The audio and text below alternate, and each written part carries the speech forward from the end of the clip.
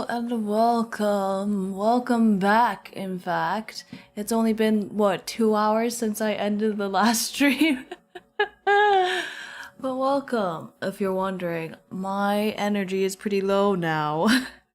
I had a collab in the morning. Oh! There we go. I had a Pico Park collab in the morning, and that was quite something. So, we're just gonna chill today. We're just gonna chill now. We are reading Scum Villain, the Scum Villain self-saving system. My favorite thing ever. I actually think it's entering special interest territory. It was hyperfixation, but now it's like it's been 3 years since I first read it, I think. So I think it's a bit more than hyperfixation now. Anyway, I'm still obsessed with it and I love it. I'm gonna let the ad run a little longer before we start. But yes, how was your day? How was your day today? My OBS is still being fucky, so we won't have chat up on the screen, which is okay because then you guys are even. Twitch and red and blue sites are even. Don't punk me. Red and blue sites are even. Nobody can have it anymore. You're done. Yeah, what's there to say? We are almost halfway through this book. After this stream, we'll definitely be like maybe a little bit more than half. We'll see. This next chapter is pretty long. 2 Twitch streams in the day. Yes, it is. Oh wait, I gotta pop out chat. Sorry, it was like scrolled up for a little bit. Your day has been good. I'm so glad to hear it. It is not common for me to have 2 Twitch streams in a day. However, my scummy Sundays take priority over my life. So, I must persevere. But yes, if it's your first time here, hi, welcome. It's a fun time here. We just read for about an hour and a half to 2 hours. Depending on how long we can go for. It might be less, honestly, today. It might be pretty short. I want to get to the end of this chapter. Oh my god, I just saw the illustration and it's so good. We read about 40 pages, 40 to 50, sometimes 30 if it's a bad day, but hey, we'll do this. We've got about 40 pages. This chapter is about 40 pages long, so we might make it through. We take a break about halfway through, and yeah, I think that's about it. That is about it. Oh god. But yes, happy Sunday. Hope you're having a good day. Hope you can just chill and relax now, as I will be doing with this stream. Alright? We're on chapter 18, called Origins, page 159. I have lemon ginger tea today, because I was screaming and crying and throwing up earlier.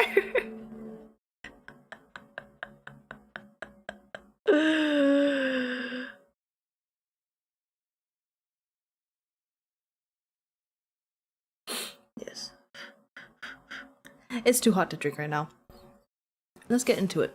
I always fuck up on the first paragraph, so bear with me. Alright. Shen Qingqiu's first assumption was that it was definitely Luo Bingke, but when the newcomer walked in, he realized that he had overestimated himself this time. The one who walked in was actually Lu Qingge. Didn't Lu Qingge always prefer to walk straight in over the door after... What? Didn't Lu Qingge always prefer to walk straight in over the door after kicking it down? Goodness gracious. Since when had he learned to knock? In any case, the straight man could be allowed to come inside. Sometimes I read a sentence without like fully taking it in, and then it's said out loud and it's out there in the open, and I just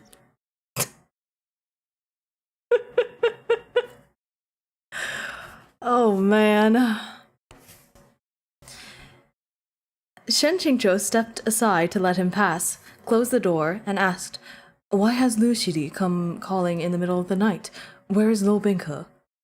Lu Qingge's face was stony. "I don't know." His expression said clearly that he'd rather sleep on the roof than share a room with that little beast. Shen Qingzhou internally rolled with laughter. Lu Qingge shot him a glare, then reached into his lapels, pulled something out, and tossed it to him. Shen Qingzhou caught it and saw that it was one of the old folding fans he had left in Qingjing Peak's bamboo house. Shen Qingzhou couldn't resist the urge to spread it with a sharp swish, and the resulting cool breeze immediately made him feel more lively and refreshed.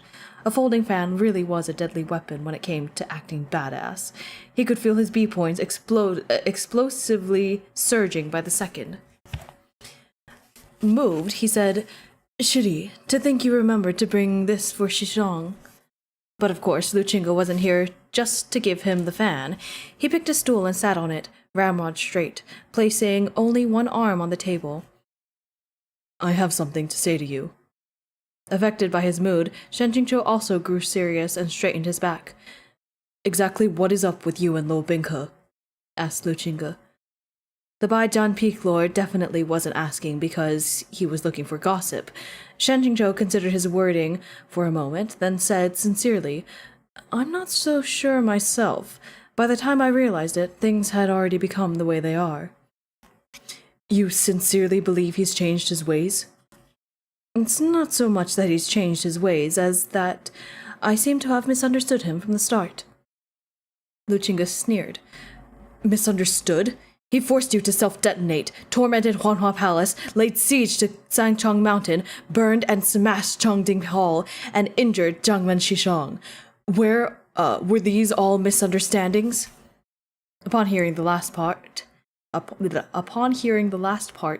Qingzhou immediately asked, "Is Jiangmen Shishong all right? He looked to be injured last time. Has Mushidi treated him? Was it really Lu Bingke who did it?" "Who else could it have been?" Lu Qingge spat. "Are you still looking for excuses for him? You've lost your senses." No, he wasn't looking for excuses for Lu Bingke. Rather, he was genuinely unsure as to whether Lu Bingke could injure Yue Qingyuan so easily. It must be known that Lu Bingke and Yue Qingyuan had fought head-to-head several times in Proud Immortal Demon Way, and not once had Lu Bingke gotten the better of the sect leader. In the end, he had needed to use the original flavor Shen Qingzhou to drive the sect leader to his horrific death, pierced through by 10,000 arrows. Come to think of it, in both the original and in this world, Yue Qingyuan truly treated Shen Qingzhou unusually well. Shen Qingzhou had been perplexed by this since early in the novel. Why did the great leader of the righteous sect bestow such favor on a scum villain of all people? Were there undiscovered, hidden depths to this relationship? Would it be one of his plot-hole-filling responsibilities? Shen Qingzhou lowered his head, deep in thought.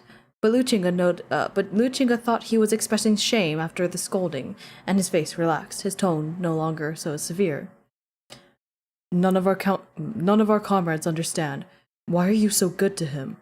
Lu Qingge leaned forward just a bit, and the candlelight painted a layer of warmth over his snow pale face. Tense, he asked, "Or to say, are those rumors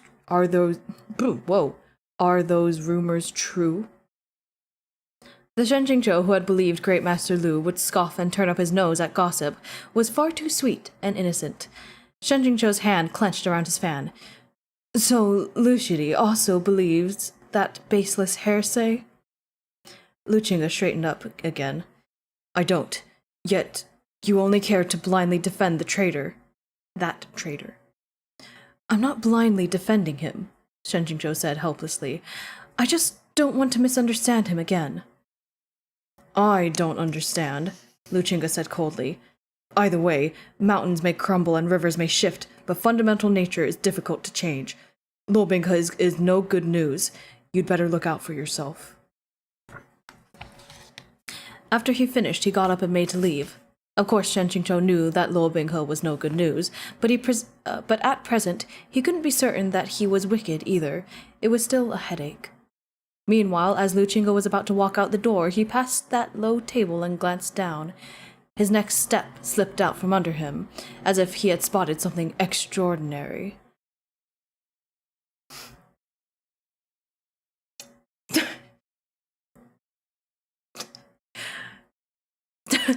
Shen Qingqiu looked up.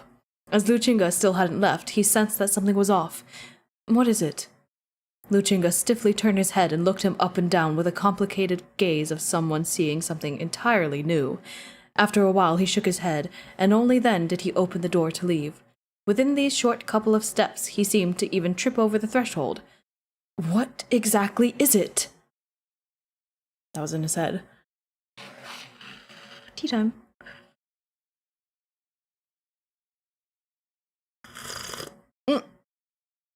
It's not even a scene break or anything. It's just straight into... Shen Qingqiu snoozed away soundly all night. The next morning, half dreaming and half awake, he sensed someone else in the room. This person's steps and movements both were incredibly light. When Shen Qingqiu opened his eyes, he immediately froze. The one who'd be interested in slipping into his room first thing in the morning was obviously Luo Binghe. But it was a very different Luo Binghe. Oh, this is why. He had changed into his... Oh, never mind. Wait, what? He had changed into a set of white robes, and his dark hair was neatly bound with a light-colored ribbon. Furthermore, he was hurrying about the room with a relaxed and contented expression. His current attire and appearance was exactly identical to the Luo Binghe from before the Immortal Alliance conference. And then this is all crossed out. The model of a flawless and pure disciple of a major sect, the image of a pretty, diligent, and competent young wife. Unslashed? What? I don't know. End of slashed through text? It really was. Luo Binghe turned. At the sight of Shen Qingqiu propping himself up on one arm, he reached out a hand and said, all smiles, "Shizun is awake. Breakfast is on the table." Shen Qingqiu put a head to his forehead, but his body reacted by itself to take Luo Binghe's hand and get off the bed. He's just so used to it. Gotta go. Okay, have a good time. See you later. Ooh, that's good. That feels so nice. If he had to blame something, it would be that the scene before him was precisely the standard service he had received every morning back on Qingjing Peak in days long past. The whole breadth of morning activities, getting up, getting dressed, washing, doing his hair, serving the meal, eating, was all naturally done under the auspice of Luo Binghe's mindful service. If the setting were changed to Qingjing Peak's bamboo house, he really would have had the terrifying misconception that time was flowing backward. "The inn's breakfast is frankly unpalatable," said Luo Binghe. "Shizun will have to settle." If it was to be compared with Luo Binghe's handiwork, then this critique was very objective. Shen Qingqiu asked, "Where is your Shishu?" "I don't know," said Luo Binghe with a smile. Little bitch. He's such a little bitch. Whenever one of these two mentioned the other, it was with these blunt and simple 3 words. Shen Qingqiu pretty much got the idea. There was no point in asking. In a flash, Luo Binghe had gone to make his bed. The devil incarnate, making his bed. This was too fantastical a vision. Shen Qingqiu didn't dare watch. Out of nowhere, Luo Binghe spoke again. "But if Shizun is allowing me to call Lu Qingge Shishu, that means he still acknowledges me as a disciple of Qingjing Peak." And now in his head, "Duh, how many times have you chased me around calling Shizun this, Shizun that?" Out loud, "Since when has this master said you were no longer his disciple?" asked Shen Qingqiu. "I thought Shizun had had tacitly driven me from the sect long ago, said Lord Binka as he folded the sheets. I always chased after you, calling Shizun, but in fact, I was deeply afraid that it was just my one-sided wishful thinking. Shen Jingzhou couldn't take it anymore. He covered his face, and now he's just screaming in his head. Have some backbone, will you? Won't you, Binga? You're the top-shelf stallion protagonist who once stood before his harem, oppressive presence overflowing as he coolly declared things like, I do have this many women, and there's only going to be more. Deal with it or get lost. Who exactly is this pure-hearted young man who serves tea, carries water, washes clothes, and folds blankets for someone who bashfully speaks when only when his back is turned? Huh? Who's possessing your body? Shen Qingzhou finally had another opportunity to lecture his disciple. He drank a mouthful of tea, then said, Hang on. It's very good that you think this way. Since you know you're still a disciple of Qingjing Peak, then you must not be as disrespectful as you have been to all your Shishu and Shibo, especially when we return to Sangcheng Mountain today. You must give a proper apology for laying siege to the mountain and ruining the hall last time you were there. Of course he didn't mean only a verbal apology. Luo Bingke would definitely have to pay the original construction costs for all the public facilities he had destroyed as compensation. This would be the bare minimum to demonstrate sincerity. Luo Bingke whisked away the breakfast dishes as he carelessly said, There's no need to return to Sangchong Mountain today. Said Shen Jingzhou. What did you say? I said, if Shizun really wants to see all those Shishu and Shibo, we don't need to return to Sangchong Mountain. We can change directions and head straight to Jiaohua Monastery. When the three words, Jiaohua Monastery, left Luo Bingke's mouth, the system sent a notification. Jiaohua Monastery, quest officially issued. Issuer, Luo Bingke. What the fuck? Luo Bingke. Please select whether to accept. The quest issuer was actually Luo Bingke himself. Shen Jingzhou squinted. How do you know?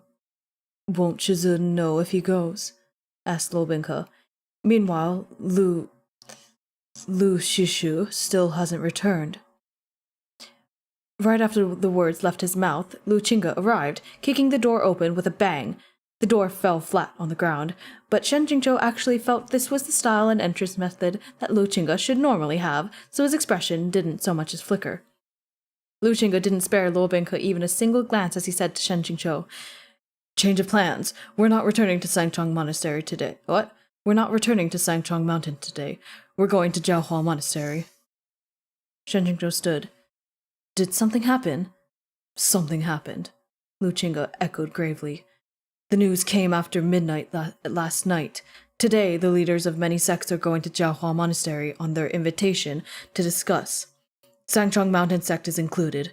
The cultivator families of this city have already made preparations and departed. On the way to Jiaohua Monastery, they passed by Jinlan City. It had been a few years, and who knew what this once prosperous merchant capital looked like now after that calamity. If they hadn't been in such a hurry, Shen Jingzhou would definitely have flown through the thick layer of clouds to take a look. Not long after passing Jinlan City, they arrived at Jiaohua Monastery. The treasured monastery was dignified and stately, seated halfway up a verdant, ancient mountain. This originally quiet and secluded old monastery was now a boiling cauldron of voices and darting silhouettes, and an unceasing parade of flying swords in formation poured in and out of the mountainside. The trio stopped at the bottom of the flights of stone stairs leading to the Hall of the Great Strength, the Hall of Great Strength, which has a footnote I will read after I drink my tea. That's yummy. Also known as Mahavira Hall. This is the main hall in the traditional Buddhist temple. Nice. Come with me to see Jiangman Shishong, Lu Qingge said to Shen Jingzhou. Shen Jingzhou was just about to nod when Luo Bingke also walked up to them. His status was special, and this was a rather sensitive situation, so Shen Jingzhou said, Go lie low for a bit. Don't give those sect leaders the chance to point their spears at you. If they want to point, they can, said Luo Bingke, uncaring. Of course I will go with Shizun. Once again, he was refusing to listen. If Shen Qingzhou really let him follow along and he was recognized, there would be a great deal of unnecessary trouble. Lu Shidi, you go first. I'll come later, said Shen Qingzhou. Lu Qingge gave them a cold look before he flew up the stairs, heading off to rendezvous with Sangchong Mountain. As long as he intentionally restrained his presence and adjusted his expression, Luo Bingke could make himself look harmless. Amidst the jostling crowd, he managed to appear to be a good, upright youth, albeit one with a somewhat excessively good-looking face, which made it difficult to avoid drawing attention. As for Shen Qingzhou, aside from the one rather unfortunate appearance in Jinlan City, he had been buried in the ground and not shown his face for years, so the chance of him being recognized was even smaller. The area outside the hall, as well as the plaza, were packed with rings and rings of people, forming a human wall. Before, the most numerous and arrogant among them would definitely have been the disciples of Huanhua Palace, but now that Huanhua Palace had become a heretic cult in all but name, they were naturally excluded.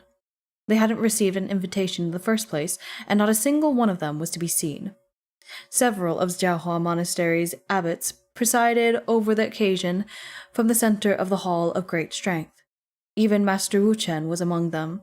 Only when Shen Qingzhou looked closer did he discover that both of the man's lower legs were wooden prosthetics, which allowed him to stand and walk as he once had. Sangchong Mountain Sect, with Yue Qingyuan as its head, sat to the side of the hall, watching with a solemn and respectful gaze. Lu Qingge had just arrived to stand behind Yue Qingyuan and leaned down to whisper a few words in his ear. Yue Qingyuan's expression stirred, and he inclined his head slightly, looking all around. Beside Master Wu Chen was the head of Jiahua Monastery, Abbot Wu Wang. This old monk, beard and brows peppered with white, pressed his palms together, his low, deep voice echoing throughout the hall loud and clear.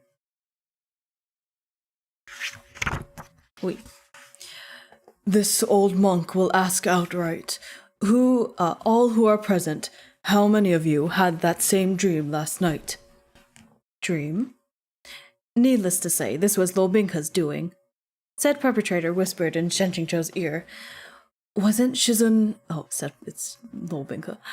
Wasn't Shizun fretting about not having evidence? You don't need to worry anymore now, do you? No wonder Luo Bingke had fallen asleep for a moment on Shu Ya. To think Shen Qingzhou had even thought he was running out of energy. Turned out that at the time he was actually activating his dream powers. Luo Bingke's eyes brimmed with compliments, please, and head pats, please. However, Shen Qingzhou was coming down with a headache, wondering what exactly Luo Bingke had crafted in the dream he distributed. How had he communicated a situation so dire that all these people would scurry to Jiahua Monastery for this serious discussion? He didn't even need to ask, as someone else got impatient first. Could someone say exactly what this dream was? This person looked quite familiar. Shen Qingzhou thought for a moment, and suddenly remembered. Wasn't this that person from Huayue City? What sect was it again? Oh, the Ba Qi sect. The Ba Qi sect's Dashishang. Master Wu Chen said politely, May we ask this sect leader, what is your cultivation level? Late core formation. The two abbots looked at each other, and quite a few people began to quietly cough. Amidst the silence, Master Wu Chen said that Master Wu Chen was the one to hint at what was going unsaid. Then, that is strange. Within our monastery, everyone with cultivation from core formation and up had the same dream. What he didn't say was that if this fellow really was at late core formation, then by all rights, he should have had the dream too.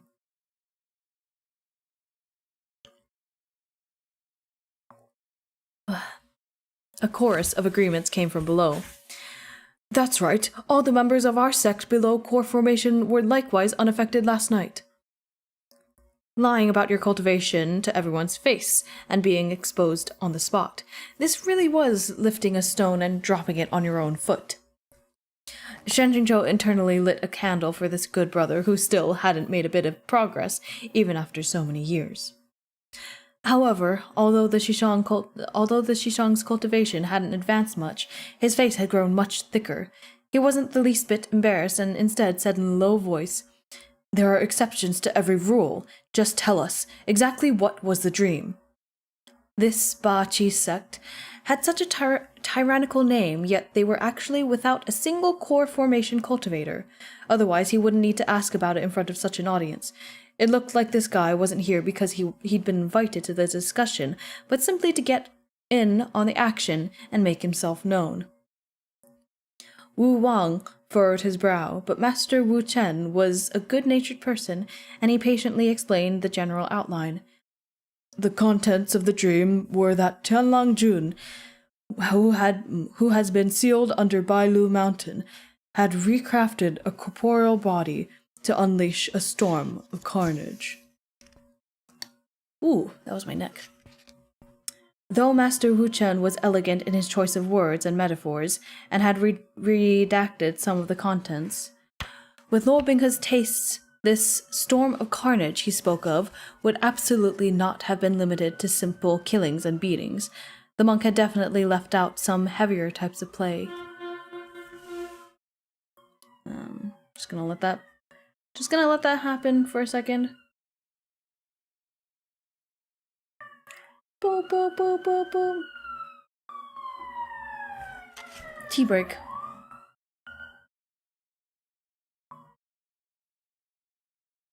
Alright. Nope. Okay. If one or two people... Oh, who is it saying this? Okay. If one or two people had the same dream, one could call it an oddity, said Wu Wang. But if several hundred people have the same dream at the same time, even calling it miraculous would not explain it away. In addition, this dream was no ordinary sort. It was incredibly realistic, and upon waking, one felt that even the waking world was not as real as that of the dream. All the cultivators present who had reached core formation or greater empathized with this description. Their hearts still palpitated at the memory, and they all nodded in agreement. Why was this Tianlang Jun sealed? One person asked, confused. If he really was so horrific, how was he overcome last time? Master Wu Chen sighed. The tale truly is an injustice. If the palace master of Huanhua Palace were here today, who knows how greatly he would lament. The palace master of Huanhua Palace? A woman said, surprised. What does this have to do with Luo Binghe? Her voice was clear, crisp, and charming, melodious like a warbler's song, and Shen Jingzhou turned to look at that sound. The one who spoke was a slender and beautiful Taoist nun from Tianyi Temple. Shen Jingzhou couldn't tell exactly which one she was because there were 3 Taoist nuns who looked like they had been carved from the same mold. From their faces to their features and attire. Fingers. Standing together, they looked like 3 bright and lovely blue flowers. Even their faces wore identical expressions of strange, unspeakable excitement. That's right, it was definitely excitement. The triplet sisters from the original Binghe's harem. Long time no see, harem members. Before, Shen Jingzhou would definitely have been beyond himself with excitement. Then he would have begun envisioning the passage to follow, where the protagonist bedded his woman, all while hypocritically roasting airplane shooting towards the sky.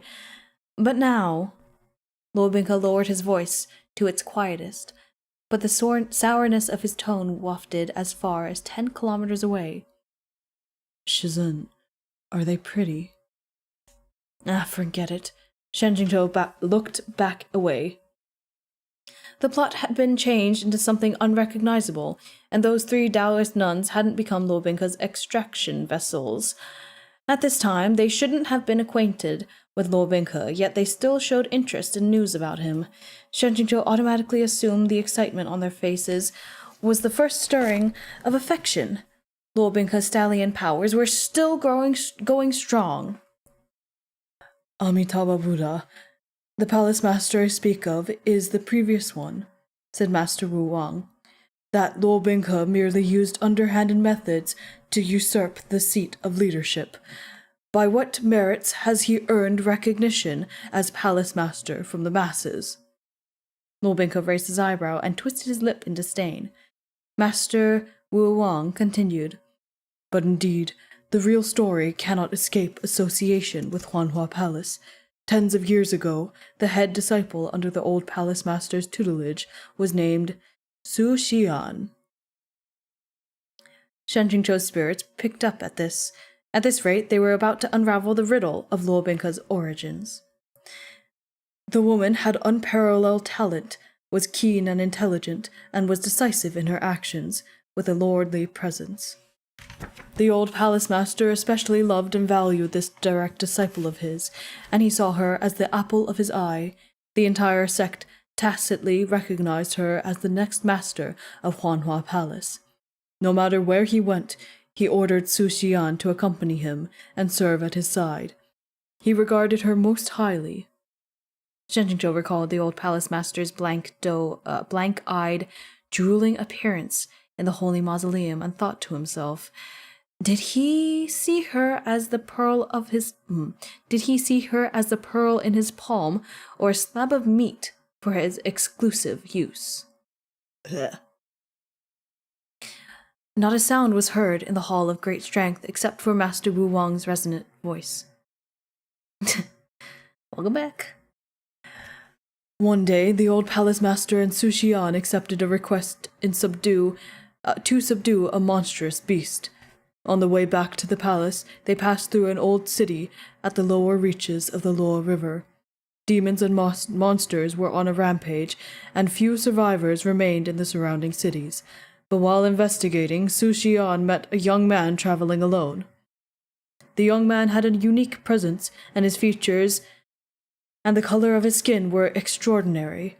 He sat below a draping willow, playing and singing a song. Such a character should not have appeared in such a location at such a time. And Su Xian immediately sensed something strange. After exchanging a few questions, she became certain this person was peculiar, that he was definitely not common sort. No common sort, I bet.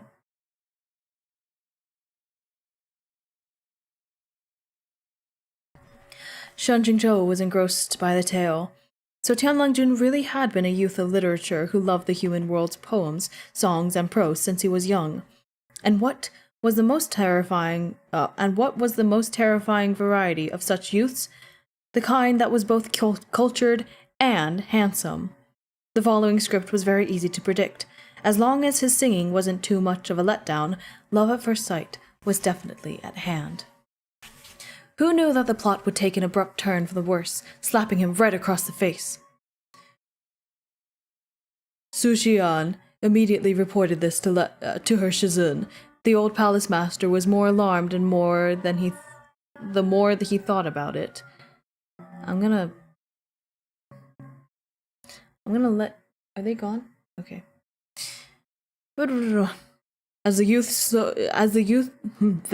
As the youth showed interest in Su Xian, conversation came easily to them. So the old palace master decided to meet like with like. He commanded her to approach the youth and investigate his background. Su Xian was quite adept at this, and she easily discovered that this man was the leader of the demon nobility, and the one who had united both the northern and southern territories, Tianlang Jun. Shen Jingzhou had thought it would be boy meets girl, girl meets boy. He never imagined it would be fantasy, infernal affairs. It wasn't the overused trope of tall, dark, and deadly demonic saintly ruler meets pure and charming little white flower. It was actually pure and naive ruler who doesn't know the treachery of the human heart, steps out into the world for the first time and meets the pillar of a righteous sect, a cold and calculating overlord of a flower with a dark side. Oh, I love that. Oh, I love that. Shen Qingzhou finally understood what meaning underlay Tianlang Jun's wry tone when he spoke of Su Xian. That half-mocking, half-adoring, cold and heartless. As the old palace master had Su Xian maintain her report with Tianlang Jun, he also sent people to follow and observe them in secret. But the disciples he sent always lost them, so the old palace master could only take to the field himself. Finally, his efforts bore fruit, and he discovered Tianlang Jun's motives for wandering the human realm. For one day, Su Xian and Tianlang Jun met on Bai Lu Mountain. There they sat shoulder to shoulder atop the head of a giant green snake, speaking in low voices. If Shen Qingzhou hadn't guessed wrong, that giant green snake was Zhu Lang, it could only be Zhu Lang. Whether as a nephew or a subordinate,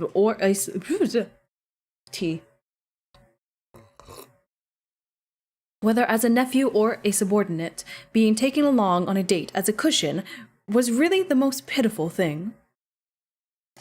Afraid to alarm Tianlang Jun, the old palace master stopped a distance away, but he faintly overheard their words. Su Xian patiently guided the conversation, probing for all sorts of oblique directions, before she finally got Tianlang Jun to forget himself for a moment, and unintentionally reveal why he had infiltrated the human world.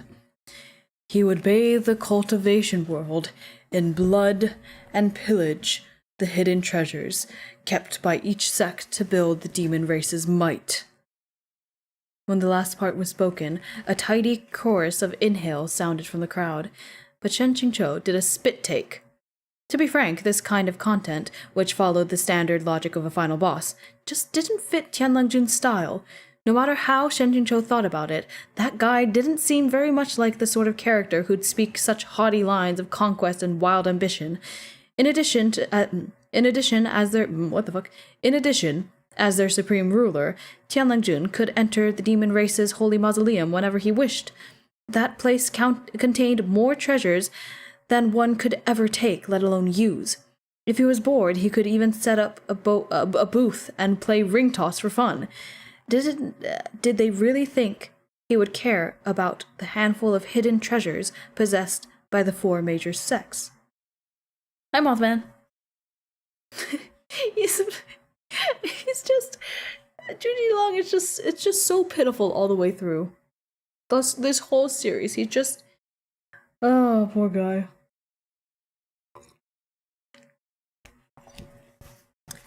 In Shen Qingzhou's opinion, this account was full of red flags, but Master Wu Wang continued his account in a flat tone. After obtaining this information, the old palace master immediately informed all the great sects in secret.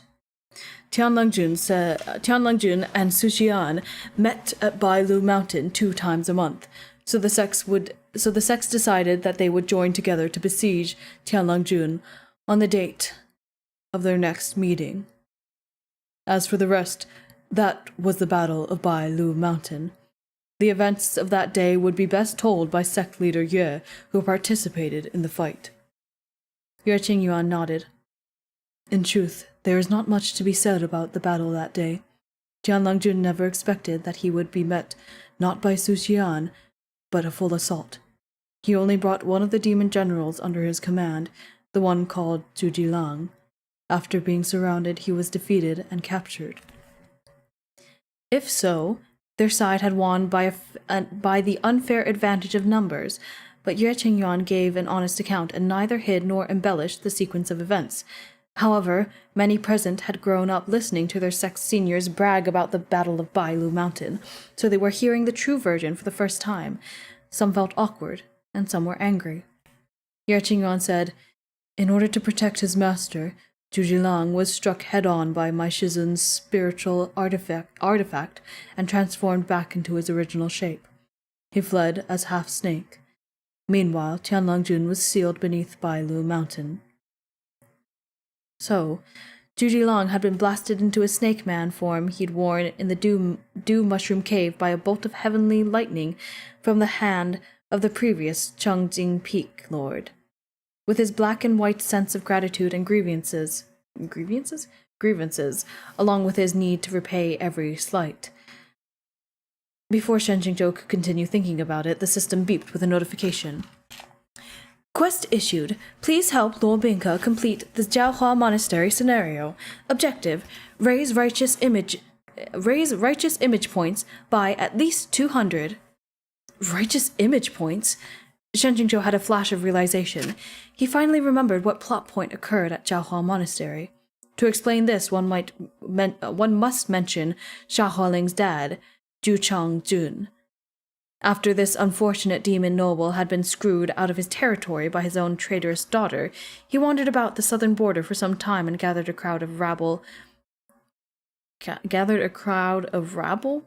hoping to stage a return to power and take revenge on Luo Bingke. But as he was going up against the protagonist's diamond-hard halo, he could forget about accomplishing either one of these beautiful dreams within his lifetime. Zhu Changjun's plans failed again and again, so of course he grew frustrated. And what would he do with this frustration? Find someone else to vent it on, of course. So he decided to make Jiaohua Monastery this someone else. Placed next to Xia Hualing's initial attack on Changding Peak, these actions were curiously similar in essence, despite the different perpetrator. It was the same naive arrogance, the same method of digging their graves. Shen Yuan had roasted it back when he was reading. No wonder they were father and daughter. Their trains of thought careened off on the same weird tracks.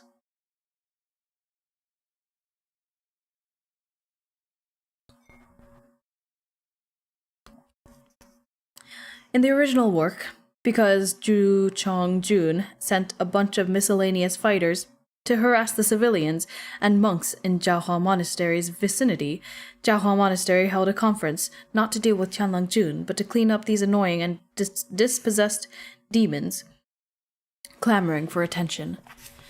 But the reason for the conference wasn't important. The important part was that Jiaohua Monastery was indeed an opportunity for Luo Bingke to farm righteous image points. In the original, Zhu Changjun's demon underlings infiltrated the human crowd and found every opportunity to cause trouble, wanting to stick it to those bald donkeys, their words, in parentheses. But they had barely a few seconds for mischief before they were beautifully and unconditionally subjugated by Luo Bingke. With such a development, the current Luo Bingke would of course be able to gain some righteous image points. At least he could go from beyond redemption to neither black nor white. Shen Qingzhou discreetly glanced around. Sure enough, he discovered a few people within the crowd whose expressions weren't quite right. Very good. The props were ready to take their place.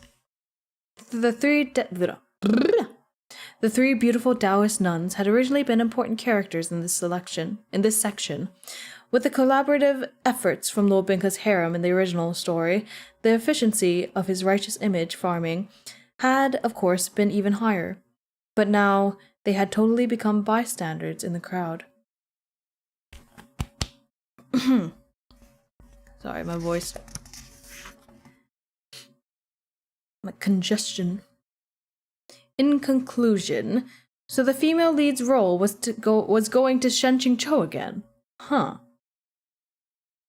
In that dream, Tianlang Jun used... In that dream, Tianlang Jun used a refracted body to slaughter his way through the human realm, plunging all who lived into utter misery, Wu Wang said severely. This old monk believes that was his threat to us, an omen of his revenge for the Battle of Bailu Mountain. But Tianlang Jun's original body, had been destroyed, someone said. Even if he wants revenge, he shouldn't be anything to fear, right? You mustn't underestimate Tianlang Jun, said Wu Wang. The demon race recognizes him as the strongest heir of the heavenly demon bloodline, with no equal across all past generations. In addition, his subordinates include not only his capable and loyal general, Zhu Dilang, who has already recovered his own body, but a son. Sorry, this is really distracting. quite distracting.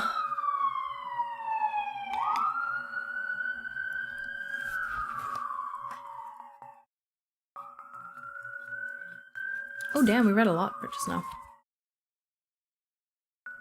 Okay, we're about halfway through. I'll take a break soon, but just at a good stopping point, I guess. There is a scene break quite a bit later, but I do need to like get up and move or get my blood flowing again soon. So, anyway. Shocked and horrified, everyone began whispering into one another's ears. So, what? Su Xian actually had a son with him? Who is it? Wasn't she ordered to only feign cordiality toward Tianlang Jun? How could this be? Some individuals had fought another, more peculiar point of focus, and were... What the fuck? Some individuals had found another, more peculiar point of focus, and were considering the question of reproductive compatibility. Can humans and demons really have children? We look about the same, so it's probably possible. Su Xian may have approached Tianlang Jun in the name of her master, said Wu Wang. But how could she successfully win his trust without using herself as bait? This one believes that she was originally capable of maintaining clear boundaries. However, the demons are adept in the art of bewitching human hearts, and the perfect defense against such a thing is impossible. One small slip, one moment of carelessness, and she fell into the demon's trap. A single false step became a lifetime's worth of regrets. By the time we'd conceived the campaign, she must have already been pregnant. As for their child, you were all intimately... No, sorry, I keep reading this wrong. As for their child, you all are intimately familiar with him. He is the one who we just spoke of, the impostor in Huanhua Palace, the cuckoo who roosts in the warbler's nest. Luo Bingke. As soon as Wu Wang said this, the whispers in the hall immediately surged like a tide, building into a towering wave. Shen Jingzhou couldn't help himself and stealthily glanced at Luo Bingke. In the beginning, Luo Bingke had even been in the mood to joke around, content to stand and listen, but the more he heard, the more severe he became. Now his smile faded entirely, and there was a pallor to his face, yet his eyes were frigid, colder than a blizzard-choked wasteland. I think this is where we will take our break for today. Yeah, I just really need to get up and move around. My eyes are like not working, so I'll be right back. Let's just run an ad break. Well, you know what? Yeah, no, let's just do it. I guess it's a bit early today because I usually do it when the ad break is happening, but... Wait, no, it says 1 hour and 10 minutes. I'm so confused. Did we already have an ad? I don't know. I'll be right back. See you in a sec. We're...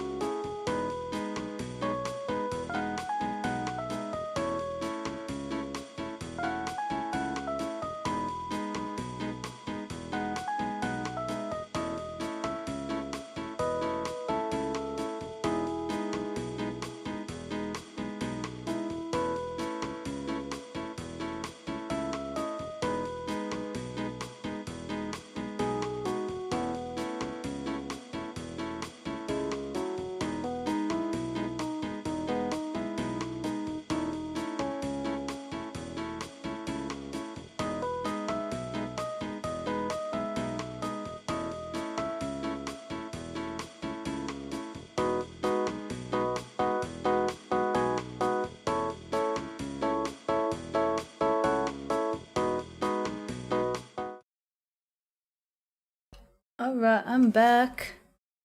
Ugh. Ugh. I did some jumping jacks. But we're back now. I got more tea. I'm good to go. I also ate 2 strawberries, and now they're still stuck in my teeth.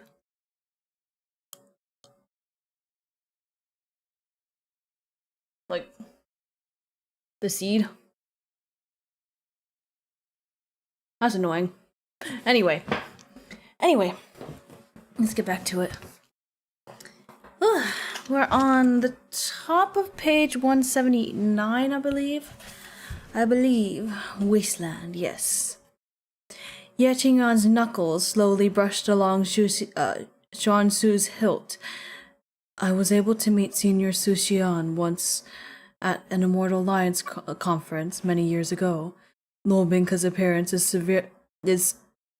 7/10 identical to his mother's. At first I, too, thought it was only a coincidence, as many people in the world look alike. However, since he is half heavenly demon by blood, it's difficult to take it as mere happenstance. The man from Bai Chi's sect interrupted again. If it was done against her will, then we can't blame her, but since she must have known the child was a demon, why give birth to him at all? Others immediately followed up. That's right. If Su Xian hadn't given birth to him, how could there be a Luo Bingke? Why didn't she just abort that evil fetus? Fetus. How horrific and shameful. Who is saying this? I don't know. Who is saying? I don't know. How horrifically shameful. Really too shameful. No wonder I've never heard mention of the name Su Xian before. Naturally, a scandal of this magnitude would be covered up and concealed. If someone from our sect committed the same sin, we'd commit suicide on the spot. How else could we face our master? They all need to shut the fuck up. I am pro-choice, and that means I am pro-choice. Bitch asses. Oh my god. Upon hearing this, Master Wu Chen looked like he had something to say, but he only lightly shook his head. Originally, this matter concerned a woman's reputation, and moreover, Benefactor Su has already passed, he said at last. If not for the extraordinary circumstances of the present, these events would never have been revealed, but they simply cannot be hidden any longer. A demon's blood is powerful and potent, and mother's life is intertwined with that of her fetuses. An abortion at that point would have been highly dangerous.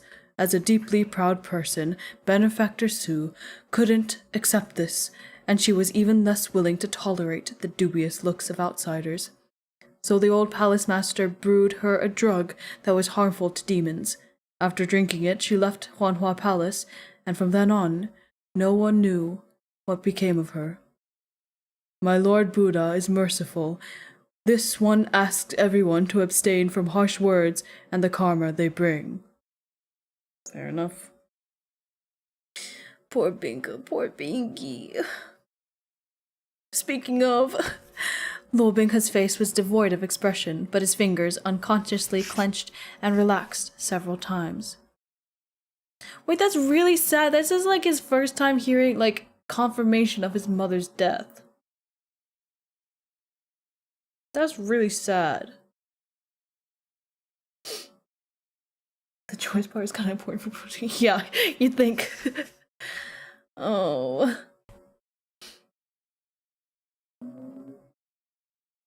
I'm gonna cry again. I thought I already left all my tears in the last stream.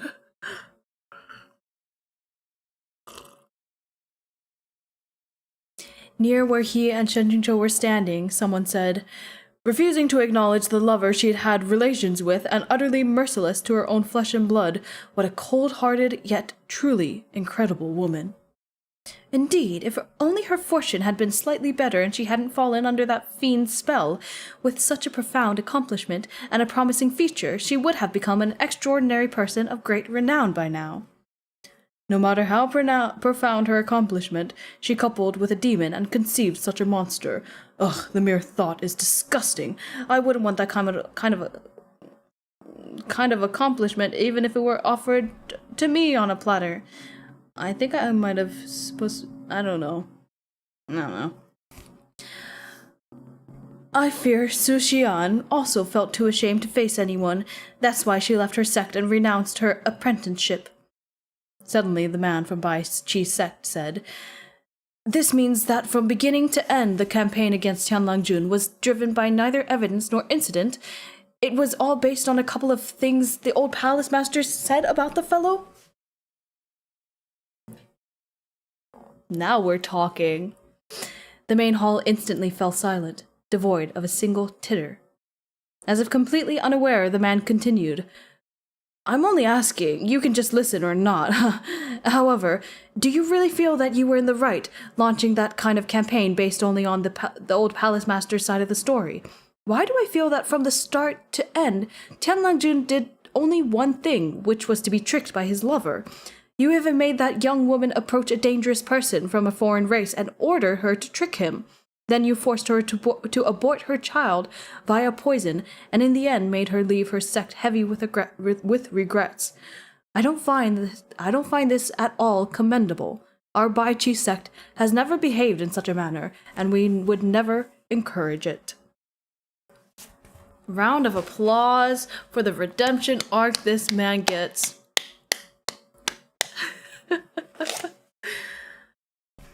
With this remark, a slight unexpected surprise bloomed within Shen Qingqiu.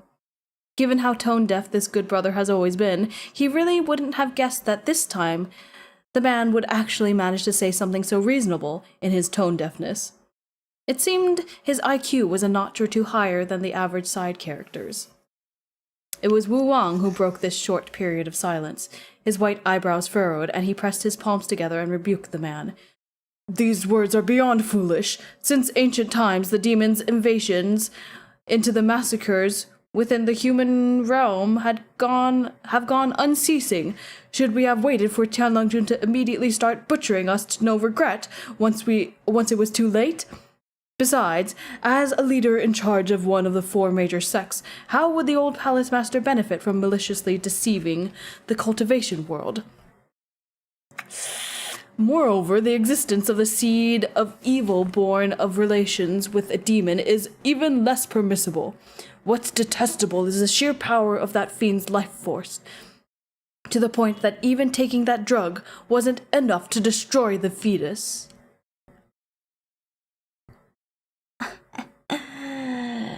This guy's gonna die. This guy's gonna die. I'm gonna get transmigrated into this book, and I'm gonna kill him myself.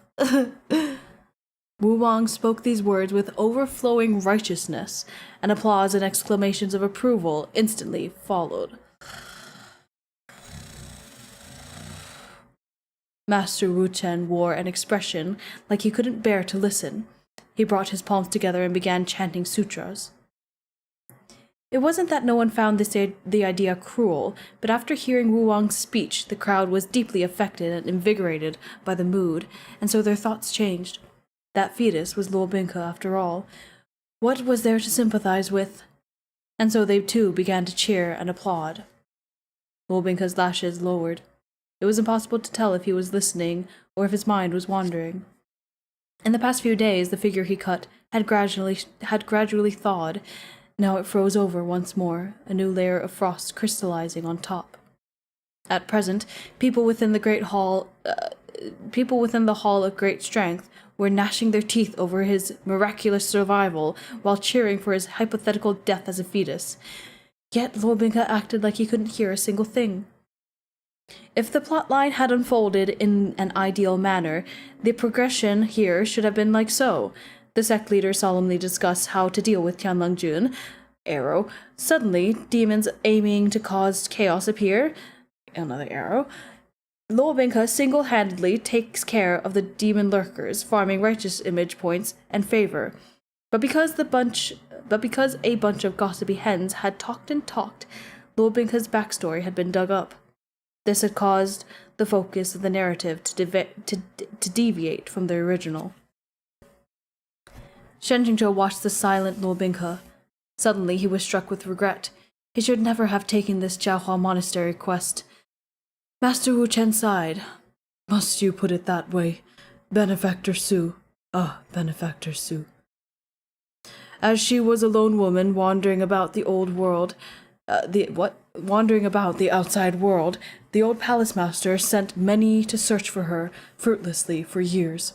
No one knows how much suffering she endured before the end, and though Luo Binghe is half heavenly demon by blood, previously he too never caused any unspeakable harm or evil. Don't confuse yourself over... Oh, who is this? I accidentally gave him the same voice. Catboy. Minotaurus. Hi. Hi, Drain. Good idea. Good idea. Good call.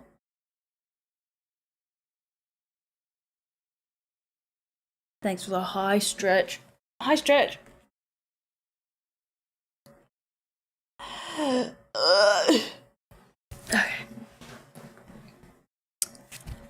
Bitch ass. I accidentally gave these guys the same voice because they're both woo. But I don't know. I'm doing good. I'm doing pretty good. Had fun earlier. Broke down. Had fun again. Now I'm here, chilling. Okay. Don't confuse yourself over who deserves kindness, Shidi, said Wu Wang. Recall the extent of what they forced you to endure at Jinlan City, and you will understand just how sinister and evil a demon's intentions can be. When dealing with demons, you must extinguish them before the sprouts take root. Ooh, a metaphor that we literally saw earlier. That is the correct strategy. This father and son have conspired against us for a long time already. They've joined hands for their return in a vain attempt to destroy us. Indulging them isn't kindness, but a woman's foolish softness. It will only result in horrors beyond what unfolds in that dream realm. I'm going to kill him. I said this earlier, but I'm going to kill him. Dead. This Wu Wang's cultivation might have been pretty good, but he really had too much pent-up anger. Other than his lack of hair, there wasn't much Buddha in him at all. Rather than taking up a staff and becoming an abbot, he should have taken up an axe and become Li Kui. Footnote, a character from the Chinese classic Water Margin, known for his bad temper, pair of axes, incredible strength, and berserk style of fighting. Have a good time at work. Good luck. By contrast, Wu Chen's martial abilities were only so-so, but he was gentle and kind, so he was even more deserving of the title of master. Even after this scolding, his expression didn't change. Much less his tune. Joined hands to conspire, but such a thing might not be the case. The two abbots from Jiaohua Monastery squabbled over this without any breakthroughs until Yue Qingyuan interrupted them. Regardless of whether they've joined hands, one point is absolute. I'm afraid Luo Binghe is no good news. He raised his voice. Jingzhou, are you still lurking? The hair on Shen Jingzhou's back stood up, and he dithered for a few seconds. Only then did he slowly walk forward.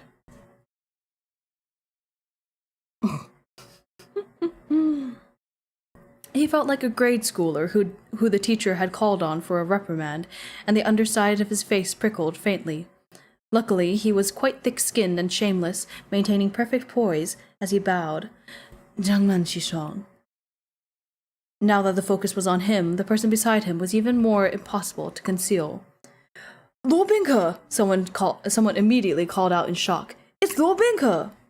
It really is him! When did he manage to get in?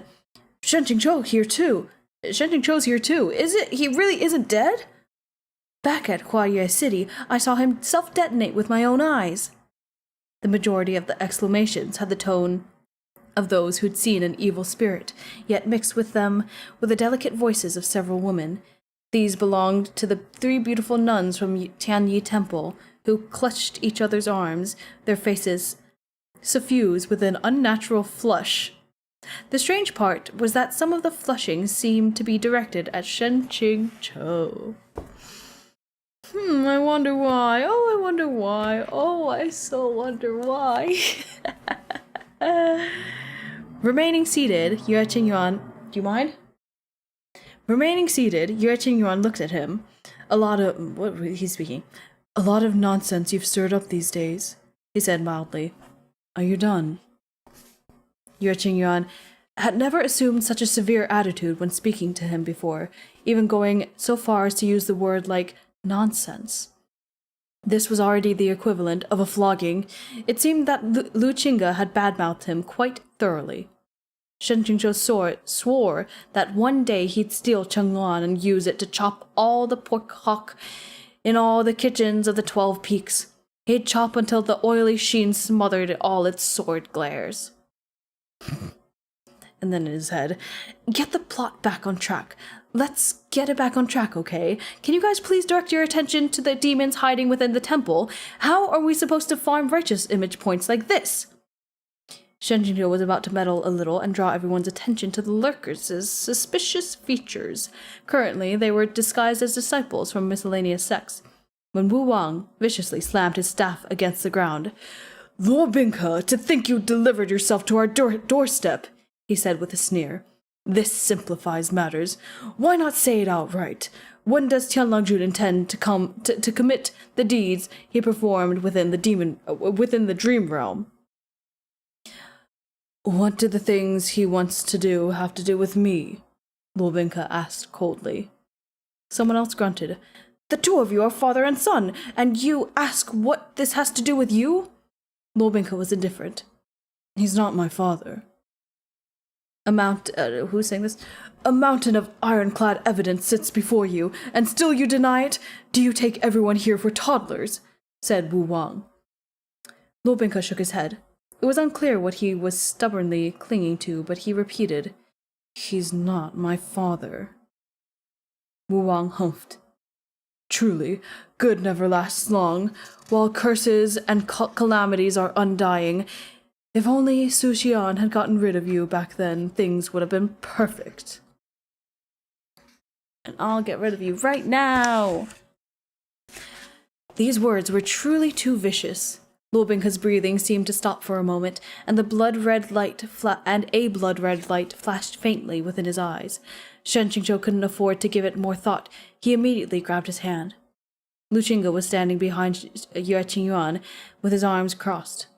When he saw that Shen Qingqiu moved to hold Luo Binghe's hand in full view of the crowd, a vein popped out on his forehead. Hey! Whenever Lu Qingge was enraged but also unwilling to say more, his go-to expression was always a fierce, aggressive hey. However, it was completely impotent as a deterrent. So Shen Qingqiu simply ignored it. Luo Binghe having an episode in this kind of situation wouldn't be fun at all. It was only an issue of whether he would be able to farm favor. The main problem lay in this Jiaohua Monastery subplot being highly difficult to brute force one's way through. If one used spiritual energy, one would be pitting their power against hundreds of others, and if one used demonic qi, one would be facing Jiaohua Monastery, whose barrier adepts were as numerous as the clouds in the sky. Sealing demons was their specialty. Moreover, attempting a brute force solution meant falling to an IQ on par with Team Sha Hualing and her father.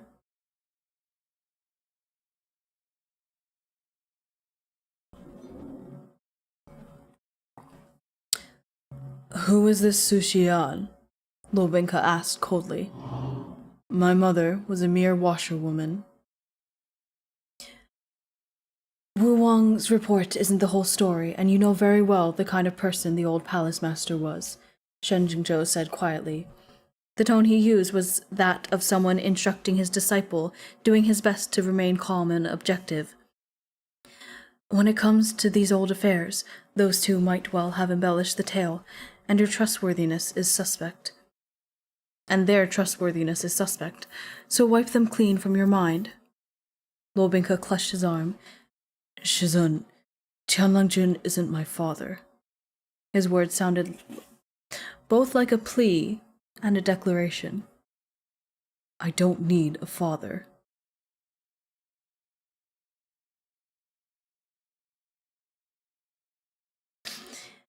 Shen Qingzhou didn't know what to say. He only squeezed Luo Binghe's hand tighter, hinting that he ought to compose himself first. Originally, Luo Binghe's backstory hadn't been exposed in such detail, so Shen Qingzhou had been unable to judge how deeply this would strike him. He feared it wasn't something a few comforting lines and a couple of head pats could resolve. The faint hopes and dreams Luo Binghe had held in his heart for many years had been mercilessly pulverized into so much dust. Neither father nor son were willing to act the part. Being a pure-blooded demon, Tianlangjun was already indifferent to the concept of parental bonds. After his suffering at the hands of Su Xian and other humans, his hatred had extended even to Luo Binghe. He refused to speak a single word of their relationship, and he had been utterly ruthless back in the Holy Mausoleum.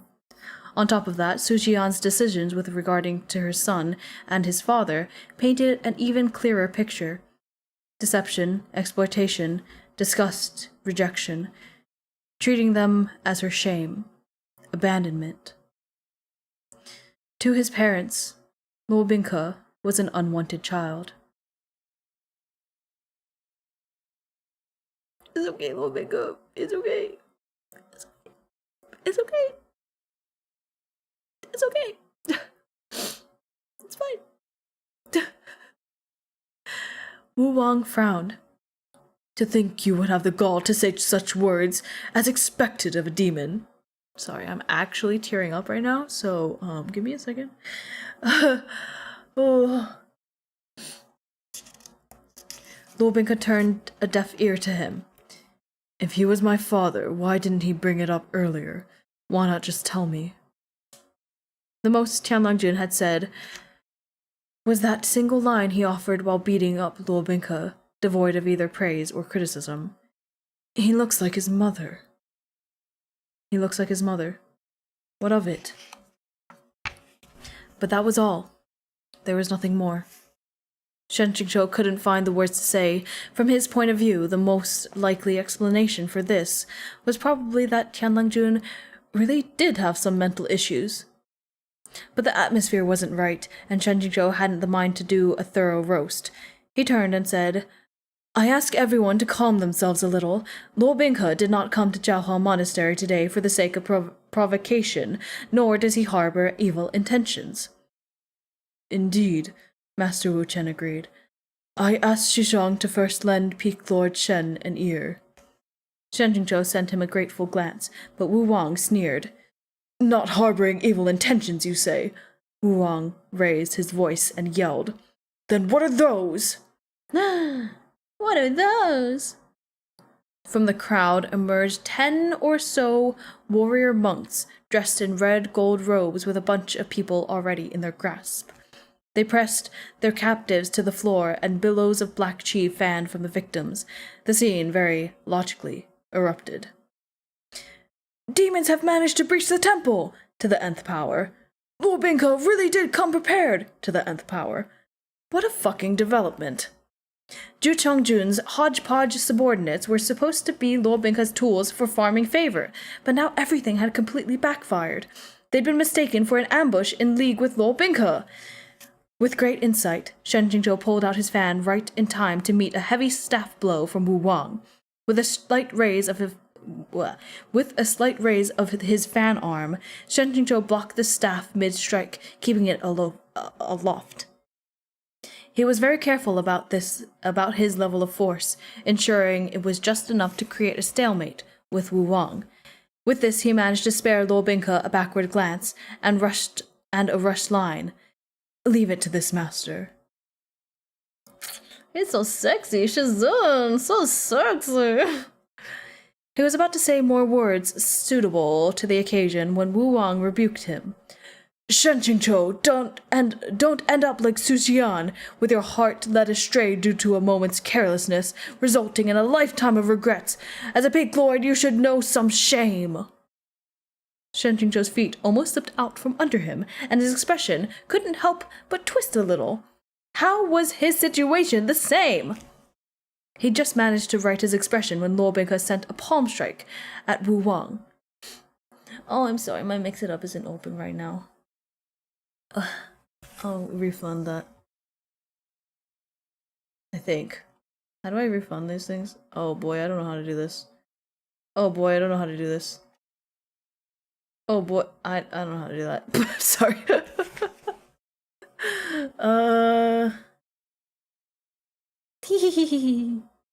He just managed to write his expression when Lord Binka sent a palm strike at Wu Wang.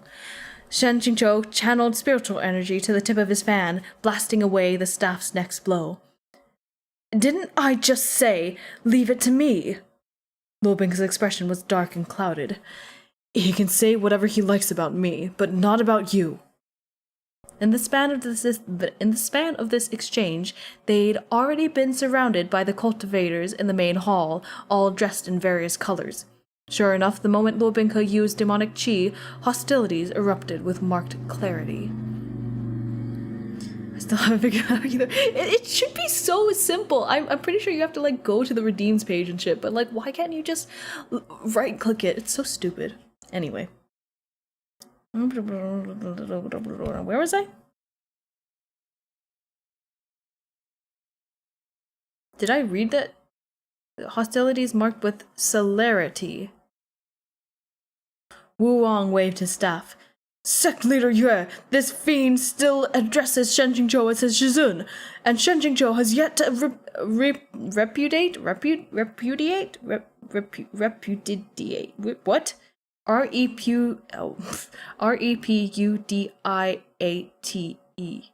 What the were those letters that I was saying or not? I can't.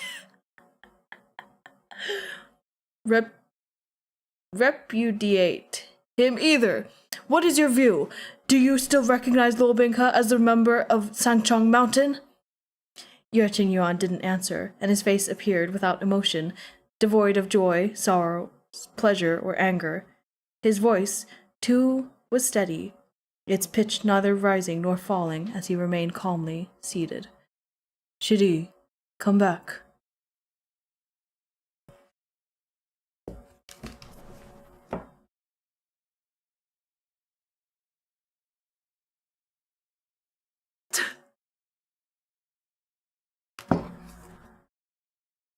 And if I cry again, it's fine. It has more meaning if you know what it means. Oh my god. Shen Jingzhou unconsciously took a step toward him. He thought to himself that he should first admit his wrongdoings and pacify the chief a little. If Yue Qingyuan could come over to their side, they could definitely keep the situation under control.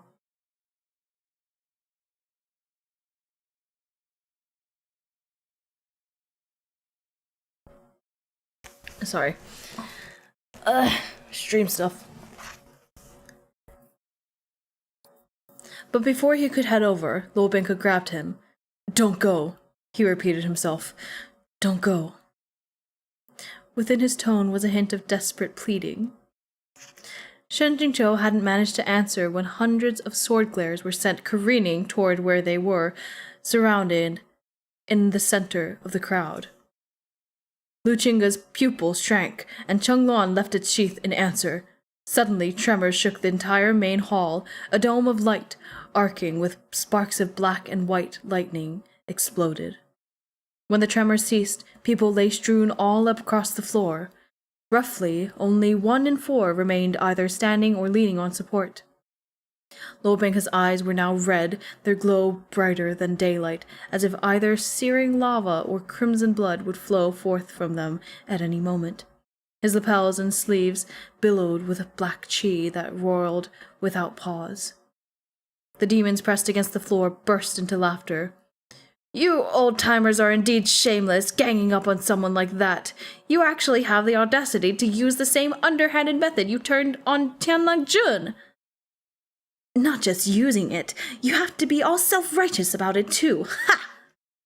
Lord Binka held Shen Jingzhou with one arm. I am a demon, so go ahead and attack me altogether, he said, enunciating each word clearly. I don't care. But what has my Shizun done to be attacked together with me? In truth, Shen Jingzhou had suffered no injuries.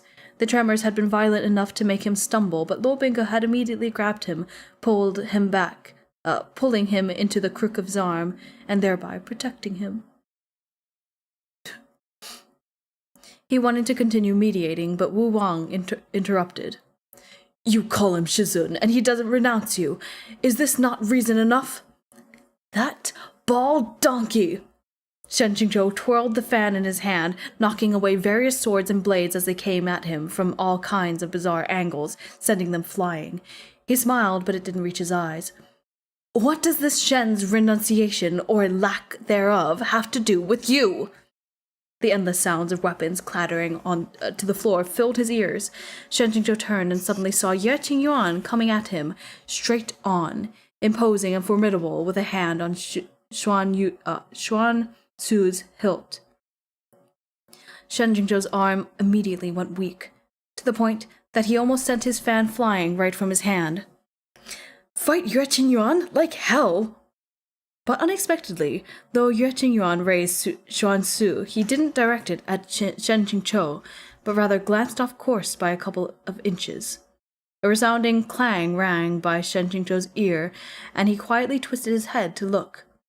Xuan Su's hilt was in a deadlock, with Wu Wang's staff having blocked it. Unable to land a hit on Luo Binghe, Wu Wang had decided to hit Shen Jingzhou from behind. Though Ye Qingyuan had joined the battle, he didn't attack the two surrounded targets. Instead, he blocked the blades meant for Shen Jingzhou again and again. With Ye Qingyuan jumping in, Lu Qingge also entered the fray. The pair fought at random, their modus operandi about the same. They attacked anyone as long as it wasn't Shen Jingzhou, causing nothing but trouble. The problem being that this trouble came in the form of two experts, and their attacks were both vicious and precise. Yay for Ye Qingyuan! Finally, Wu Wang couldn't take it anymore. Peak Lord Lu! He said, enraged. A single slash of Lu Qingge's blades shaved the whisks of the Tianyi Temple Taoists into bald, featherless dusters. My hand slipped, he said, expressionless. I love him so much. Wu Wang was so angry. His whiskers stood straight up. Sect Leader Yue! After deflecting Wu Wang's staff from Shen Jingzhou for the third time, Ye Qingyuan spoke too. My eyes were mistaken, he said mildly. Everyone at the scene thought in unison. The saying that Sangcheng Mountain sides with their own no matter what the sin was indeed not baseless. One slip of the hand could be explained, but two, one mistake of the eyes was understandable, but they've been continuously mistaken ever since you stepped in. Can't the two of you fight properly? Exactly whose side are you on? And then it's a cow emoji of a guy flipping a table. Table flip cow emoji. Ye Qingyuan and Lu Qingge sent a message with their actions. Go ahead and fight, but under no circumstances may you strike the Qingjing Peak Lord. Shen Jingzhou shoved Luo Binghe with the back of his hand. You leave first. Not only did Luo Binghe fail to be shoved, he grabbed Shen Jingzhou's wrist. Shizun, let's leave together. Come with me. Shen Jingzhou didn't turn his head to look at Luo Binghe's expression. First, there was no time, and second, he couldn't bear it. He yanked his hand free and urged him on. You're still not going? When I tell you to leave, leave. Be good and listen to me. He didn't know how long he could hold the others off, and he absolutely couldn't abandon this mess of a situation and escape with Luo Binghe. Ye Qingyuan and Lu Qingge had been brazen with their show of bias, and Wu Wang was already furious. Either Shen Jingzhou or Luo Binghe had to stay behind, or open conflict would erupt between Jiaohua Monastery and Sangcheng Mountain. After a short period of silence, Lobinka said quietly, "All right, since Shizun said so." Baby. In the next moment, he'd landed on the field outside the main hall. His speed was so fast, so terrifying, that for a moment everyone forgot to regroup with their weapons and chase him down. "Set a barrier!" Wu Wang shouted. Several monks rushed toward the field. Shen Jingzhou pulled out Shu Ya with incredible speed and snapped his fingers. The sword careened forward right into their midst, disrupting their formation and sending them into disarray. Who is saying this? Okay. "This master will return to Sangchong Mountain first," he called out to Luo Binke. "I'll come find you afterward." Find me in the future. He just pulled a find me in the future. Kind of, not really, but kind of, yeah, just, what the hell, man? Luo Binke had Meng Mo's techniques. They'd be able to meet without a problem no matter the time, so long as Shen Jingzhou plopped his head down and slept. And when that time came, Shen Jingzhou would properly soothe Luo Binke's injured psyche and wounded heart. But at the thought of saying this out loud, for everyone in the main hall to hear, Shen Jingzhou couldn't help but feel a little diffident. He sneaked a glance at the pair from Sangchong Mountain, unable to stop himself. Luo Binke saw this. The corner of his mouth twitched a little, and a strange smile spread over his face. Quite a few people who saw that smile shivered, terror welling in their hearts for no discernible reason. "I will come back for you, Shizun," Luo Binke said quietly. Before those words had fully left his mouth, his silhouette had disappeared. With him gone, Wu Wang let out a frustrated yell. In contrast, Shen Jingzhou sighed in relief. He immediately recalled Shu Ya to its sheath. Then he removed the sword from his waist and held it horizontally, offering it to Yue Qingyuan with both hands. "The situation is urgent. Having no alternative, Qingqiu committed a great many offenses, and he now asks Jiangmen Shishong for his punishment." "He's not gonna punish you, baby. He would never." Yue Qingyuan made a sound in acknowledgement and pushed the sword back. "Since you've already come back, we can discuss the punishment after returning to Sangchong Mountain." Shen Jingzhou peeked at his face.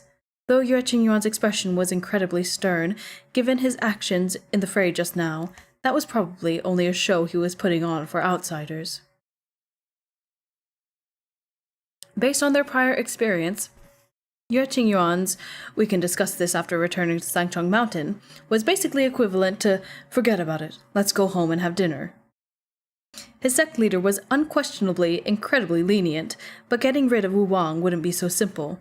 Luo Binke had escaped in full view of everyone, and although most of the blame lay with the three peak lords stirring up chaos, Jiahua Monastery would lose face no matter how they tried to frame this. So instead, Wu Wang pressed his palms together and said, "I'm afraid we can't dismiss this incident so easily. At the very least, Peak Lord Shen must offer an explanation. Either that or Sangchong Mountain must offer an explanation in his stead." From the corner, someone said shrilly, "Just now we called Su Xian confused for placing a man's sweet and honey words above her master's grace, but this Shen Jingzhou is even more confused. Even without Luo Binke's sweet words, he still fails to understand the full extent of the situation." Shen Jingzhou pretended he hadn't heard this, while Yue Qingyuan remained courteous. "The disciple of Sangchong Mountain's members naturally falls upon this Yue. I will, of course, offer everyone here a proper explanation." Master Wu Chen was pleased.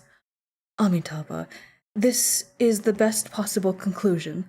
I trust that sect leader Yue and Peak Lord Shen will most certainly settle this affair in a fair and proper manner." Everyone was speechless. They were all thinking that either Master Wu Chen's monkhood had too far detached him from the dust-ups of mortal affairs, or that he was suppressing his conscience and lying through his teeth. Wu Wang humphed, then continued his censure? That may not be the case. Perhaps everyone here has forgotten the Sower incident in Jinlan City. Peak Lord Shen said that he would explain himself, but the truth is that as of today he has yet to give us anything. After a short incarceration in the water prison, he escaped, then faked his death in Huayue City, and vanished for 5 years. Sangchong Mountain still has yet to release any sort of detailed statement on this matter. If this was the explanation Peak Lord Shen and your honored sect meant, this one frankly cannot offer any compliments.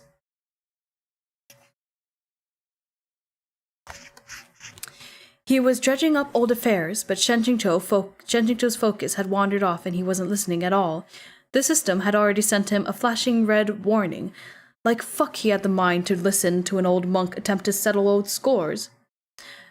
The Jiaohua Monastery scenario has ended. Final score righteous image points, minus 200. Quest completion status, 100% failed. Shen Jingzhou had hit the 200 mark, but instead of plus 200, it was minus. In his long history of painful back and forths with the system, this was the first time he'd fallen below the danger line of 0. Suddenly, a sharp pain pierced his head, along with an overwhelming sense of dizziness. Quest failed. Honored customer, please be prepared. In 60 seconds, you will be sent back to your original world. As long as any point value fell below 0, he'd be sent back to his original world. Don't! Fuck! Shen Jingzhou roared internally. You're sending me straight back just for this? Don't you know that my old account has already been cancelled? It was just one failure. I have so many satisfaction points. Can't they serve as a compensation somehow? What about B points? I have plenty of B points too. Surely, having so many has some use. Overwhelmed by panic, his mind churned and quaked while his face flashed through a myriad of colors, green, then white, then red, one after another. Noticing that something was off, that Shen Jingzhou looked about to vomit or faint at any moment, Lu Qingge asked, "What's wrong?" "Would you like to use all your current satisfaction points to purchase another method of punishment?" Yes, no matter the cost." There came a ding. "Purchase successful. Satisfaction points reduced to 0. Please take note of your balance. Downloading the punishment."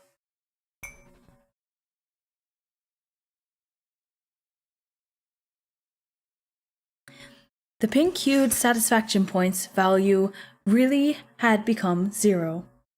This was the second time he'd gone empty. Shen Jingzhou mentally waved goodbye.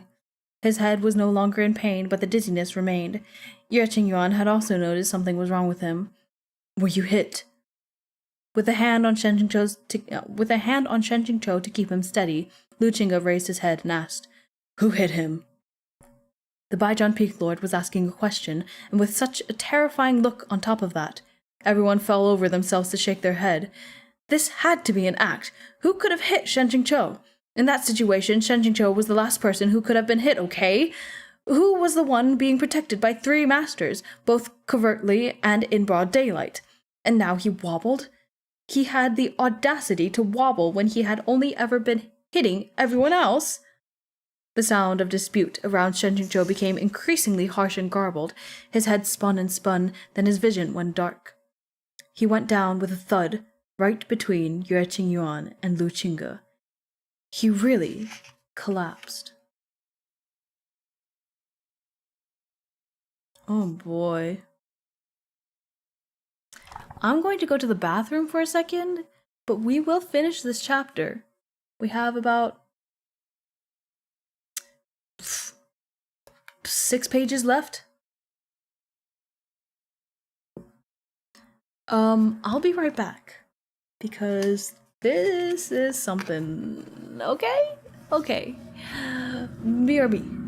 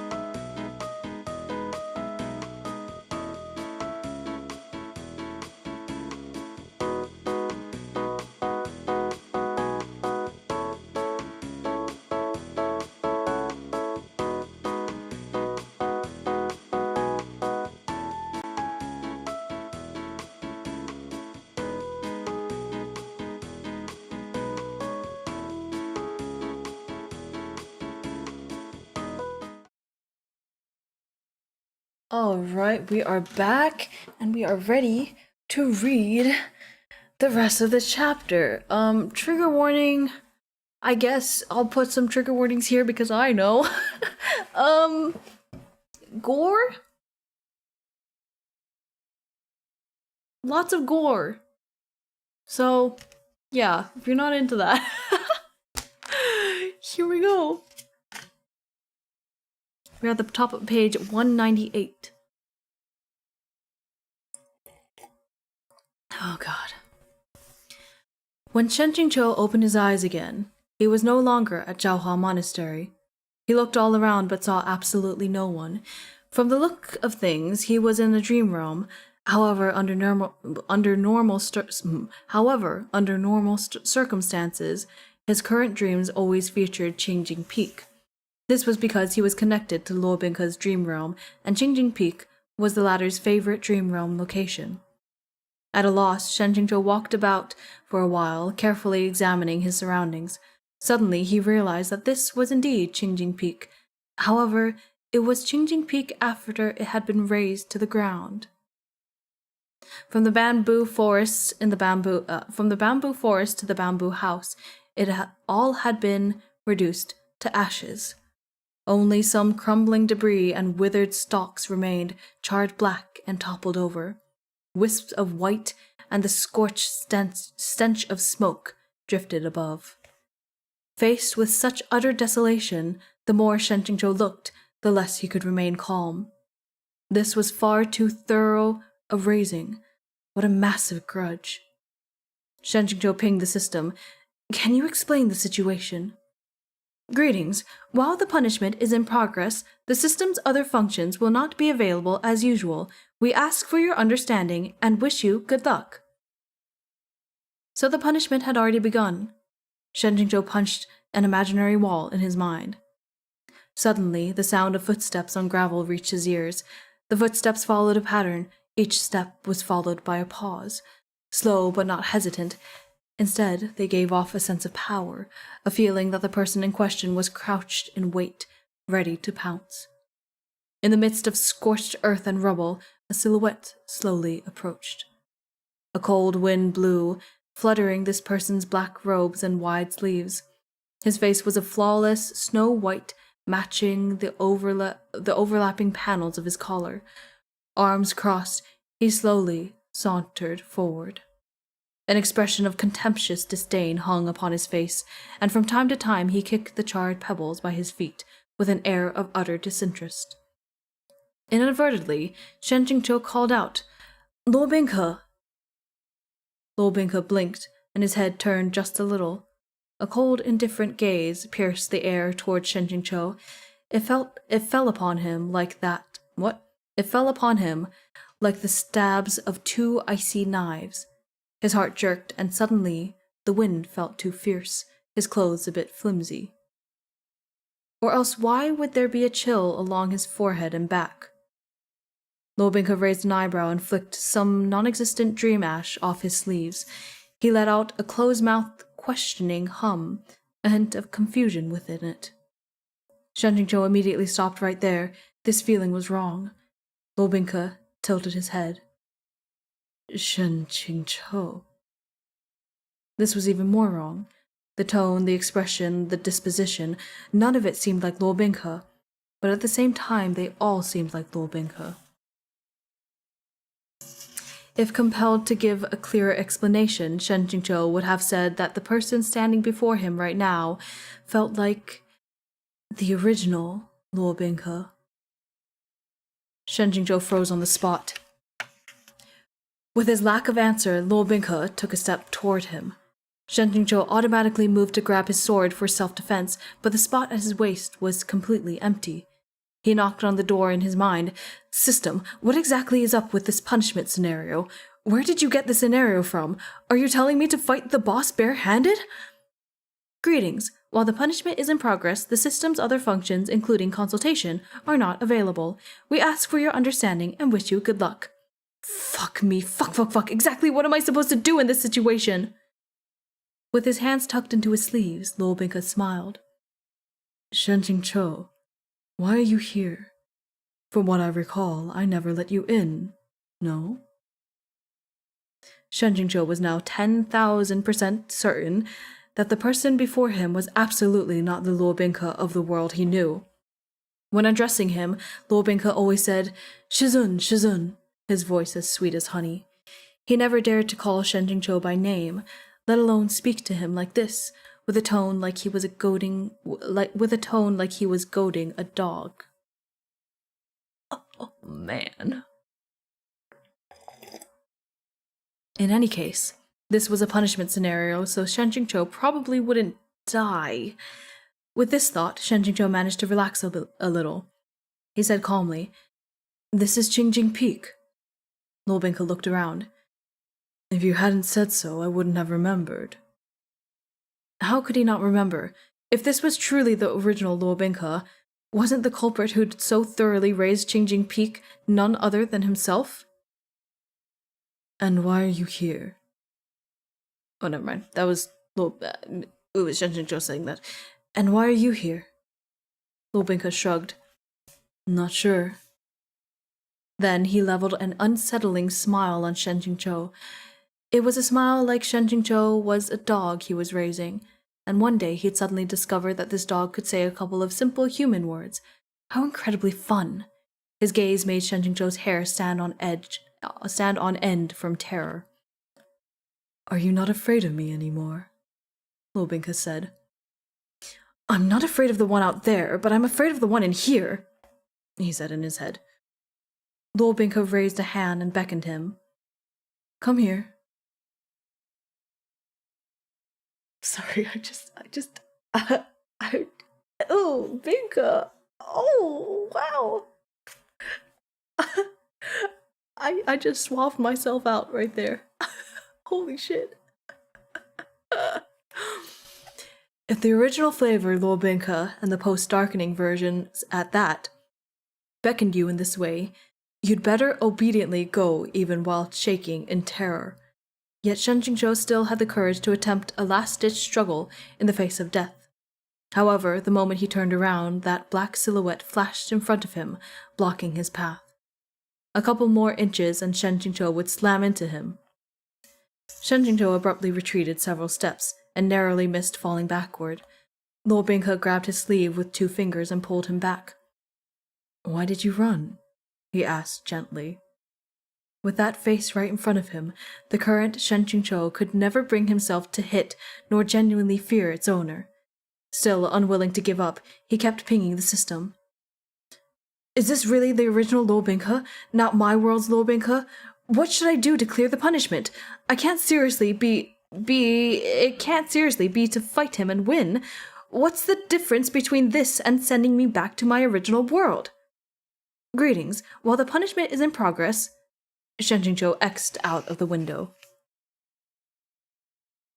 It's almost illustration time.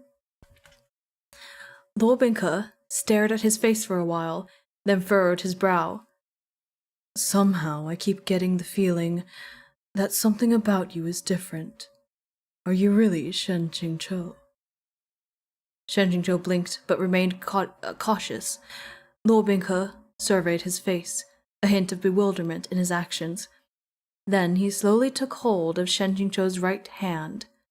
His palm felt the same as always, both dry and cool. Shen Jingzhou's heart stirred just a little, and he was about to say something when suddenly his right shoulder went cold. At that moment, Shen Jingzhou didn't feel the sensation of his right arm leaving his shoulder. He only saw something being flung into the air, and half his body seemed lighter. Even then, he didn't fully understand, not until an earth-shattering pain lanced through his entire body and brain. Luo Bingke had torn his right arm straight off. Having suffered a traumatic injury, Shen Jingzhou's body automatically retaliated with a burst of spiritual energy, but a single palm strike from Luo Bingke dispersed it into nothingness. Crimson blood gushed out from his wound, impossible to stem. Shen Jingzhou's head spun and vision swayed. He might have heard someone screaming, or he might not. His ears were ringing, so he couldn't tell.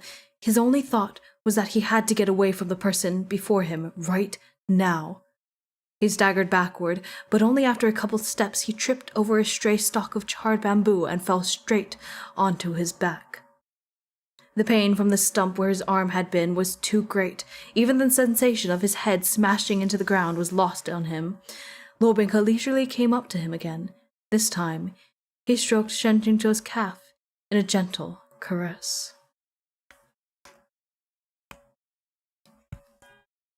Bro. Illustration time. Oh, aren't we so happy to have an illustration today that I need to reformat. 1 second. Save as PNG. All right. Wow. Wow.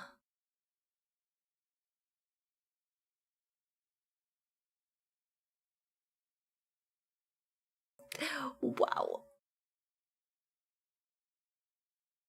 Okay, we're just gonna have that up.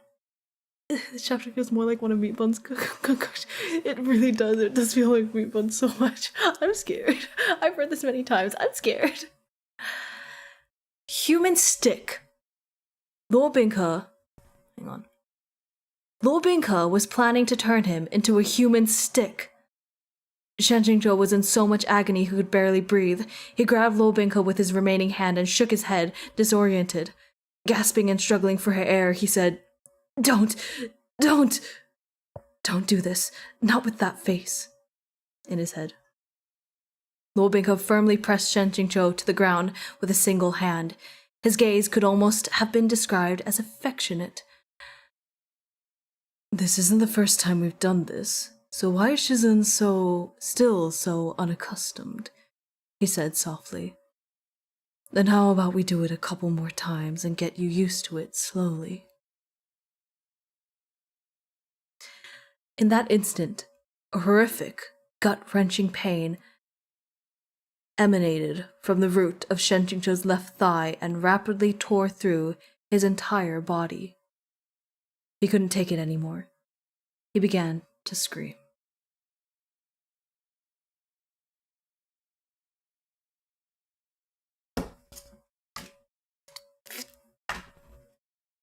That's the end of the chapter. That's the end of the chapter. That's how that one ends. Did you expect that to end like that? I did, because I looked ahead. But god damn. Why is he so sexy? Oh my god. Oh, why did I keep breaking? Oh man. These chapters are very lore heavy now. Wow. Can we take a look at this illustration? Good lord. Good lord. I get the pain thing. You really stop feeling new pain after a certain point. Oh my god. Oh, yeah. So, yeah. We'll pick up next week on chapter 19. Guess I can put this away now. Chapter 19 called Shenju. And boy, is that one also written like a meat bun concoction. Holy shit. MXDX can be dark when she wants to. Like, really dark. Oh yeah, she can be extremely dark. Bruh. Her Heaven Official's Blessing is so dark. Anyway, this was fun. I did not have a fun job. Oh my god, I'm so sorry. Yeah. So, how do we feel about that? I don't know how to feel. I love it. It's awful. It's awful.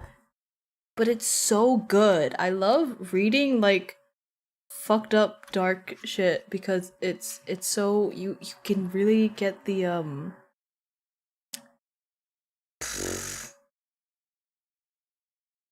the atmosphere in it. It's fun. It's fun for me, probably not so much for you. Anyway, thanks for hanging out. Oh man. Oh man. I understood almost none of it because my first exposure. Fair. This is what I'm doing the Scumathon for, by the way. The hardcover of these books. But yeah, it's very interesting. It's very fun. I mean, I have a whole backlog of it on my YouTube. So if you want to catch up, we're almost at the end of the book. But if you want to catch up, there's that. Just to have listening in the background. Yeah, how are you feeling?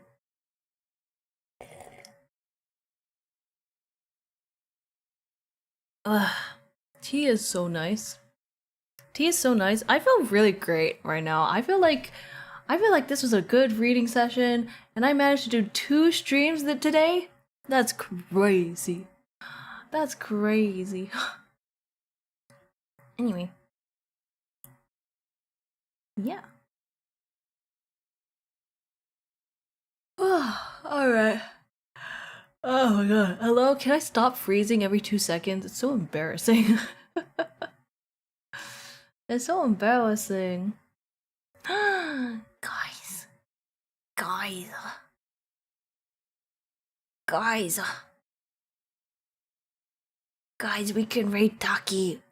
Guys, don't tell him, but we can raid Taki. Alright. I'm gonna go. We're gonna raid my guy Taki. Takikomori. Another yaoi enthusiast. Be nice. I think you'll love him. So yeah. Thanks for stopping by. Thanks for being here. I'm gonna start raid now? Start raid? Yeah. And